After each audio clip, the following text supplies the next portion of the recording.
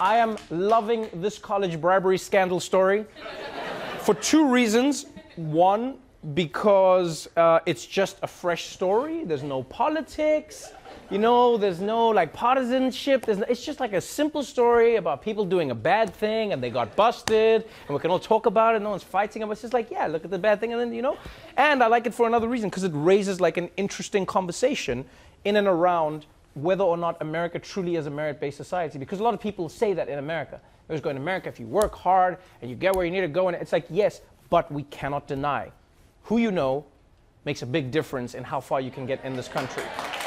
Somebody has to open the door for you. Somebody has to open the door for you. I don't care who you are, where you are. You know what I mean? Like, I've worked hard in my life, but I know that Jon Stewart was the person who had to open a door and be like, hey, come into this world. Otherwise, I'll just be grafting hard in Africa. Then what? Can't just work so hard in Africa that someone in America is like, whoa, he worked hard, come on.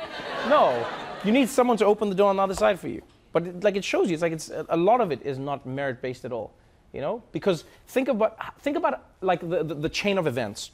You have rich parents who bribe your way into these schools. Now, this is the most egregious bribing, but you look at American schools for a long time, it's been a form of bribery in some way, shape, or form. Donating here, you're an alumni of this. It's not completely merit-based, right? And then those kids who get into those universities have degrees that are valuable because they get you into rooms where you get the best jobs. And having the best jobs means you get the highest money, and then the wealth stays in the same place. And then people will say to someone else, they'll be like, well, why don't you just work harder? You poor for a reason. And it's like, no, if my dad was as rich as yours, maybe I would be at the same place that you're in, I couldn't afford to go to university. I remember when I wanted to go to university, and my family, we couldn't afford it. And then my mother said to me, look, I'll put all my money into your university if you pay half. That's what she said. That was the deal. She said, Trevor, I'll sacrifice everything. I'll send you to university. You have to pay half. And I was like, okay, sounds good. And then I saw the price, and I was like, this is crazy as shit.